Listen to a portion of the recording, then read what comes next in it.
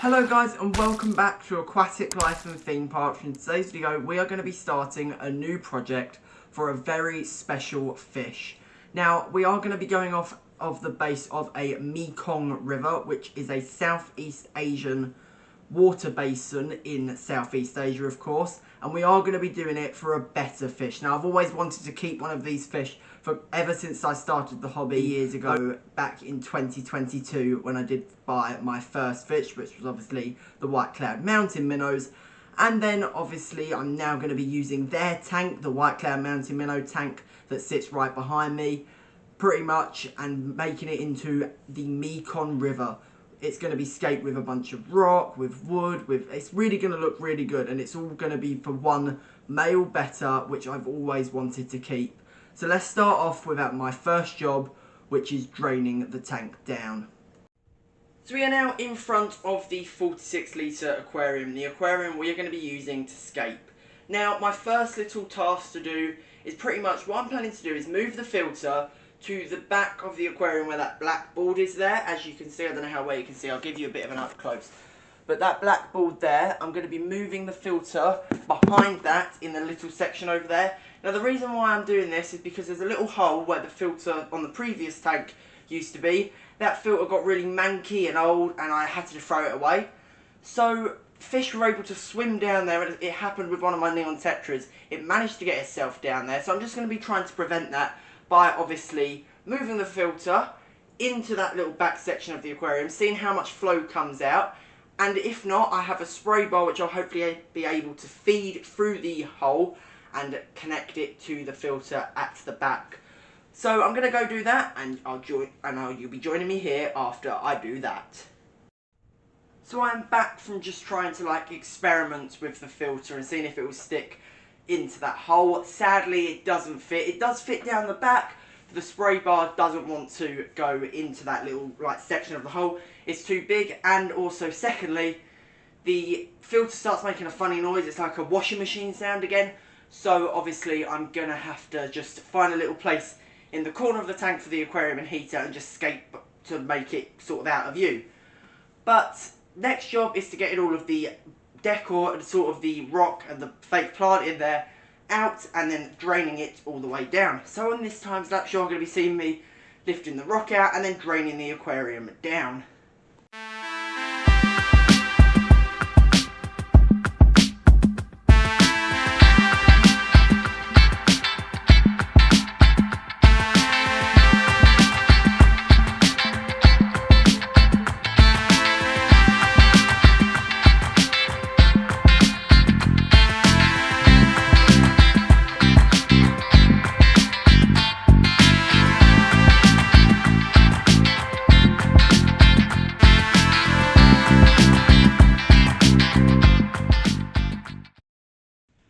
So as you can see now, I have drained the tank down to about here, and I'm now just going to be using this sponge that I use on my Amazon tank just to scrape the sides down. Obviously you can see, I don't know how well the camera picks up, see lots of white little poo stains, also some rubber stains. So I'm just going to use this rest of the water and then scrub it down. So in this time lapse you are going to be seeing me scrub this aquarium down in the inside.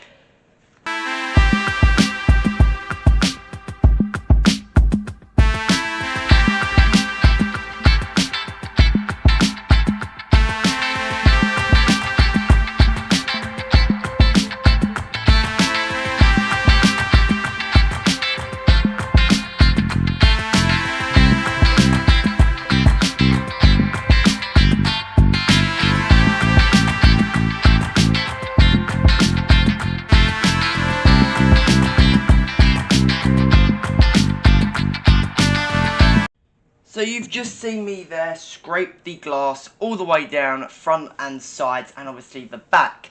Now my next job is to get all of this substrate out and put it in a bucket, and then obviously dispose it in a little mini bag, where then it will be thrown out and disposed and be taken wherever gravel and sort of aquarium substrates are taken to either be destroyed or burnt, or maybe even just reused. But you never know. But I'm now just going to be scooping out all of this substrate using this very clever tool, the metal spoon, and literally just going back and forth like soup and just taking the substrate draining the substrate and putting it in the water and then draining it all the way down. So in this time lapse you are going to be seeing me do that.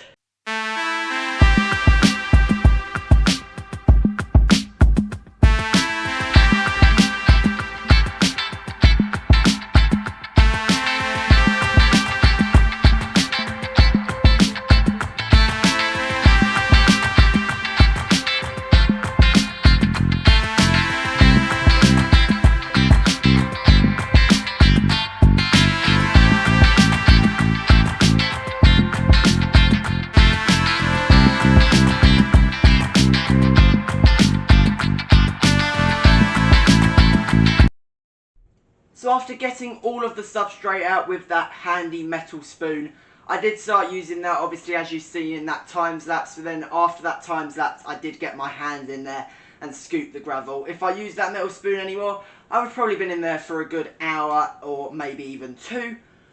But now the filter and the heater is in. I'm going to be using the same exact filter and heater that I used to house the temporary home for my neon tetras and obviously all the fish and life that is in the Amazon tank right now. So I'm just going to be using that. I had to replace the carbon. Now there's a carb in that filter sponge. When I cleaned it out, there is carbon. A little bit of carbon did come out when I was cleaning it. So I've just gone and bought some new carbon. It's just from Fluval and it's just normal carbon, and you replace it once a month. And carbon pretty much takes out any tannins in the water. Obviously, say if I wanted to take tannins out of the Amazon tank, I would be able to put carbon into my filter and it would pretty much make that water crystal clear. But I like the yellowy tinge. It does look quite realistic and natural.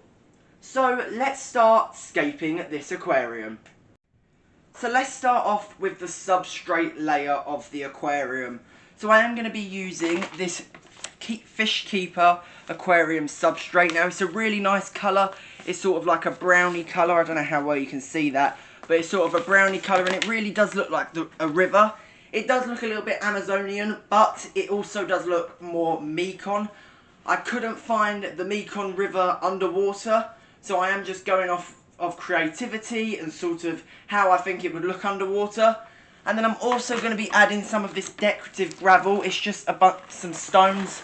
There's some whites, there's some greys, there's some browns, there's some silvers in there, and it's really just going to look good. And what I'm going to be using with the decorative gravel is I am going to be pretty much putting in the rocks that I've got. I'm going to be using a bit of one rock that I didn't use in my Amazon Rescape aquarium, and a bit of spider wood that I'm going to be breaking off into pieces and pretty much making it look like twigs have been pushed down the river.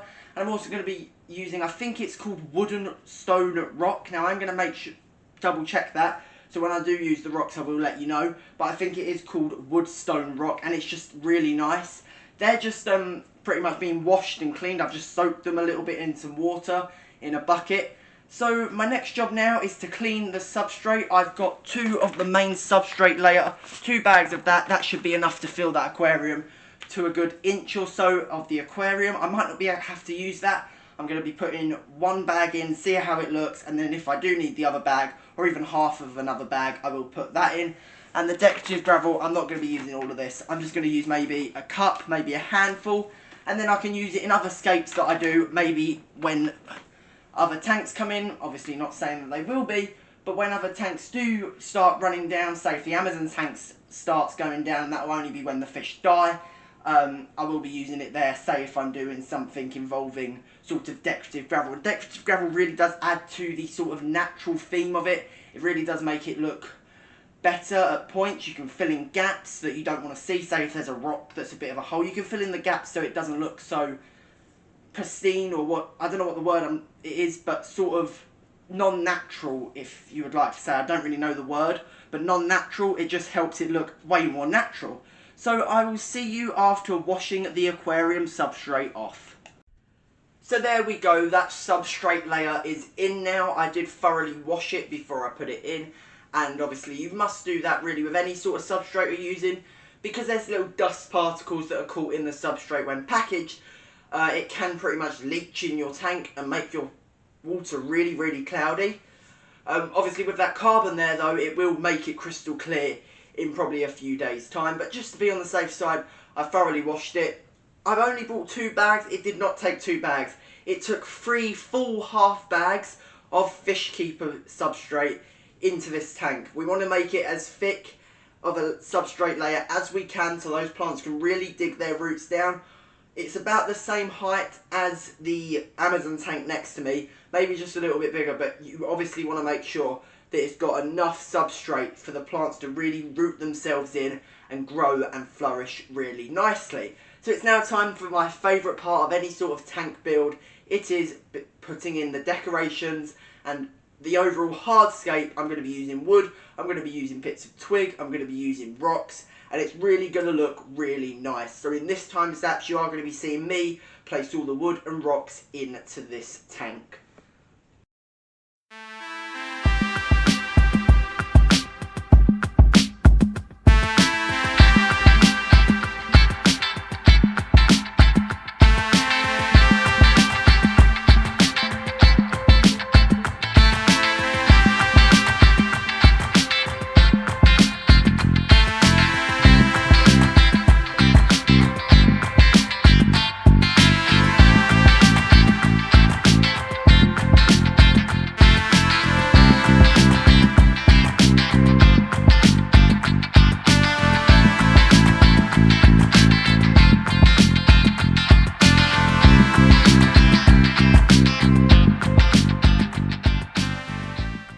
So there we have it, the hardscape is in and it is looking really, really well done. Now I am just going to be picking out a few key points, pretty much explaining why I went with this scape. So the reason why I went with this scape is obviously it's going to look like a river, and I think this really does look like a river. That far bit of wood closest to the filter makes it look like the river is continuing onwards downstream, and those bits of wood overlapping the rocks look really, really well. It looks like they're being battered by the current of the river on top of each other. But I really did enjoy this scape, and I hope the Betta fish or the Siamese fighting fish would enjoy this. Obviously, I don't know how it's going to use it. Obviously, fighting fish in general, they're very solitary animals. They don't really mix with other fish, apart from a female. If you put 2 males together, it would likely either be called an injured or even worse, death. So now I'm just going to be adding this decorative substrate layer. Now I'm only going to be using a handful, a bucket, just to fill the bottom, and it just looks like this. I thought I'd give you a close-up, but it just looks like this. There's a lot of whites, beiges, greys, purples, and all I'm going to be doing is pretty much chucking it onto the rocks, that grey rock in particular, and letting it go wherever it wants. That's really going to give it that riverscape. It's really going to look like the current has pushed it downstream and it's just letting it go wherever it wants. So I'm going to go and wash these, and I'll be back with you in a moment.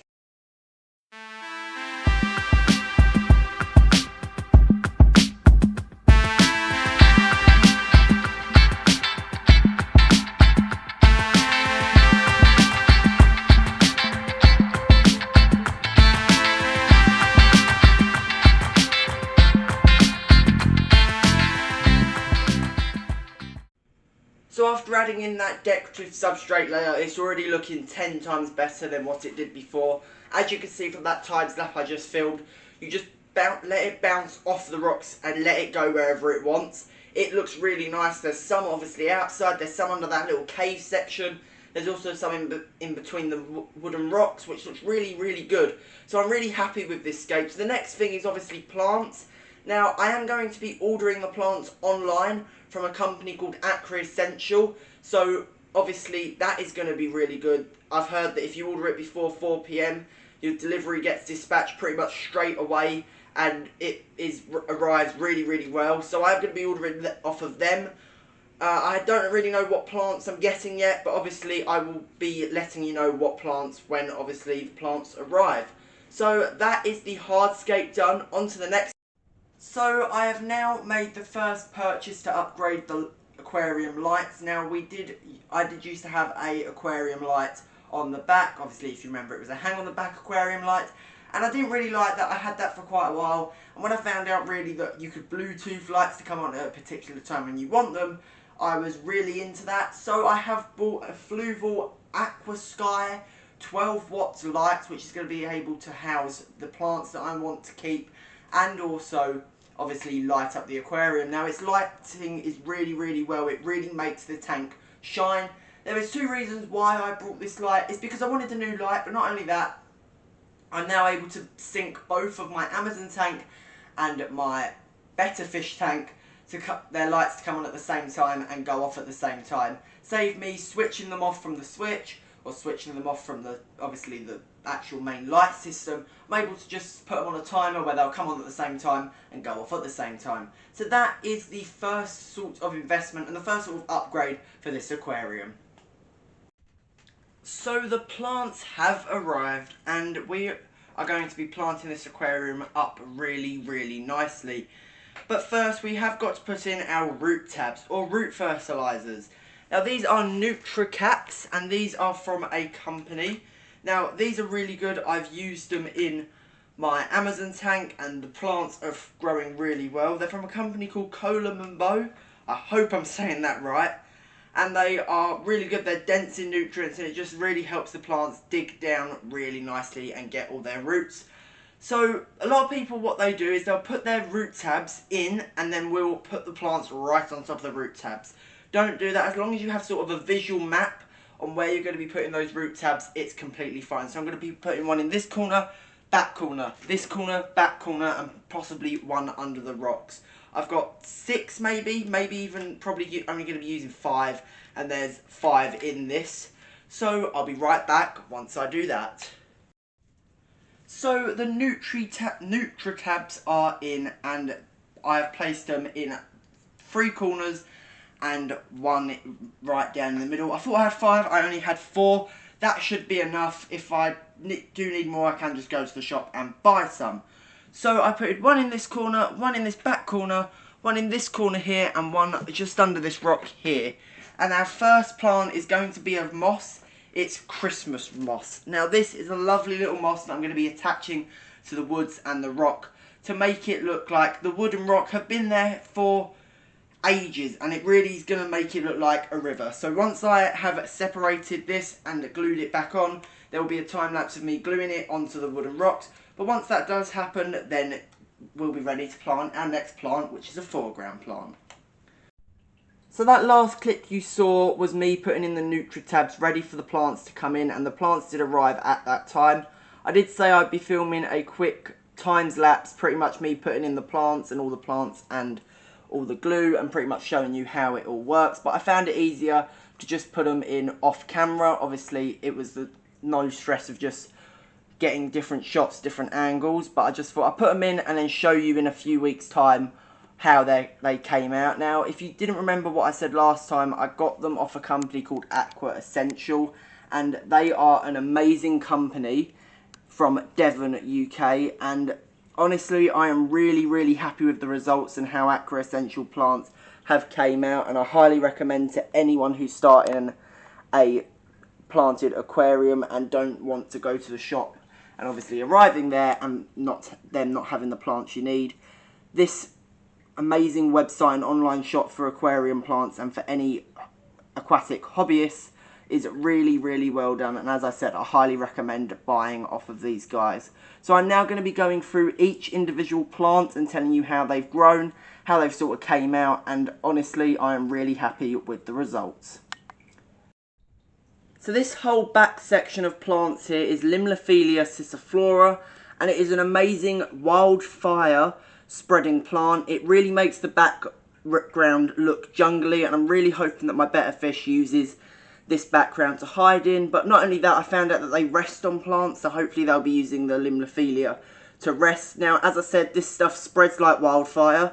I started off with about four stems in here, and look how many stems there are now. I've got to say there's probably what, 10 plus, maybe 15 plus stems, and it keeps growing.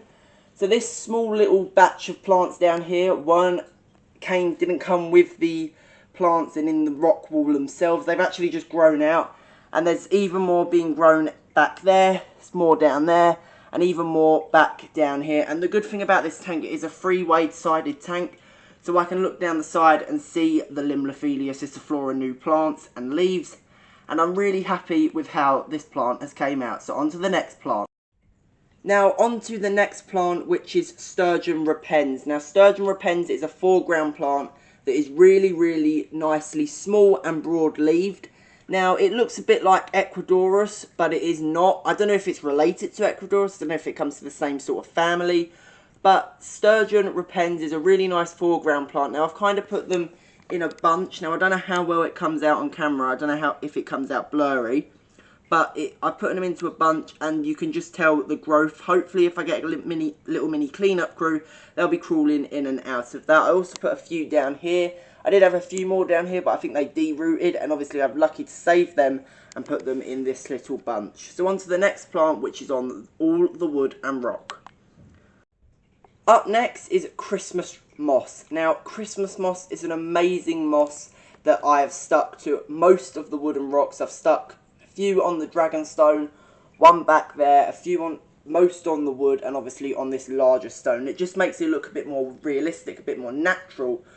Say if you're walking down a river, you won't just see a bunch of stones not covered in anything. Some rivers and some streams will have mosses growing all over them, and I really wanted that effect, and that effect has came really nicely. Now, it started to look off a little bit dull, and I was starting to be a bit worried, but it has just bounced back, and all these sort of brown leaves, if you can see them, this one here was especially brown, and now it's just bounced back, and I really like how it's making it look very, very natural. And obviously, as you can see, this bit of like stick or twig has really got a nice bit of moss on there. But most of the mosses that are growing on here, obviously all the Christmas tree moss is growing really, really nicely. So there we have it, a wide variety of plants that is in this tank to help this tank thrive and to really make it look like the tank I've wanted it to look like. Now, obviously, the next stage of this aquarium is letting it cycle. Now, it has cycled fully, and I'm now waiting on getting the fish. But firstly, I do need to get one more thing before I can add the Betta fish. Now, honestly, I highly recommend Aqua Essential, and the next job and the next stage is getting a Betta fish. So I have just gotten back from the shop now with our beautiful Betta fish, and he is a blue variant. Now, he is absolutely beautiful, and I could not be any happier with him. So I'm now going to be pretty much acclimatising him to his tank and his aquarium, and I'll bring you back here a little bit later on to see him fully coloured up once he's in and everything. But I'm going to leave him now for 60 minutes to 60 to 30 minutes, and then I'm going to be adding water every 5 to 10 minutes in that time, so then the water goes in and acclimatises properly. But I'll bring you back later on, or in a few days' time, when the colour up has really, really blown. But I will bring you back later on to see him fully out and properly, if I can see him. I don't know how this Betta is going to react, if he's going to be out all the time, or if he's going to be hiding for a few days. So I'll bring you back shortly. So it is now the next day now, since you saw that last clip of me acclimatising my beautiful Betta fish. And I'm so happy with the choice that I made. Now, when choosing male Betta fish, it's really personal preference on what colours, what patterns you like, how they look, if you want to get a male or female. Now, I chose a blue and red male, and he is just so nice. He swims really elegantly in the water with that long fin, and he has really explored a lot of this tank. He's went at the back, he's went behind the rocks, and he started off behind the rocks and, you know, has shied away, but he's really came out now, and his colours are really bursting. Now, as I said, personal preference, so obviously you have to choose what Betta you want. You can't keep two males together because it could cause to, obviously, fatality or injury. But I'm really happy with the fish I have chosen, and I think he is a really nice fish. And obviously you can just see right now the elegance that he moves in the water is just amazing, and the colour pattern is just excellent. Now, he has got a lot of character in him. He's sort of kissed the glass a little bit. He missed a bit of its food yesterday that I chucked in. I fed him a little bit of a granular. He's explored some of the plants. He's laid on the plants. He's blown little bubbles in the water, which shows really he's happy all around. Now, if you see him resting, or if you see a Betta fish laying on sort of a decoration, a plant, on the surface, it's not dead. They do that all the time. They just rest on anything that they can really find. They're not dead. As soon as you walk past the tank, they sort of wake back up again. It's just a sort of relaxing and resting pose that they do, when Betta fish sort of are new and when Betta fish are tired. So they'll be resting on leaves, they'll be resting on rocks. You can also buy little Betta fish beds that are sort of fake artificial plants that you can attach to the side of the aquarium, and they'll rest on that. But he is actually doing it right now. He's just resting on that rock. I don't know how well you can see, but he is just resting on that rock. So I'm now going to be giving a full summary on how I think this project came along, if I'm happy with it, and really explaining can people who are getting in the beginning of fish hobbies can actually do it and can actually produce an amazing scape like this. So I have really enjoyed setting up the Mekong River scape, and obviously I hope you have enjoyed coming along on the journey from breaking down the tank to putting in the plants to then adding the fish. I have really enjoyed this scape, and I think this is probably one of the most easiest scapes I've done. Now, obviously, the big question is, can people who are starting the hobby do this scape? Yes, they completely can do this scape. I used a few rocks that I didn't use in my big Amazon tank back here. I also used a few twigs and sticks off of a bit of like driftwood or spiderwood that I didn't use for the Amazon tank again. And that just really came alive. It really made it look like the river had pushed everything down sort of river, and it has now also ended up in that tank. Obviously decorative gravel as well. The substrate and the decorative gravel was really easily cost, and obviously it looks really nice. That brown substrate really does push the colours off of the Betta fish, and the decorative gravel, you don't really notice it's there.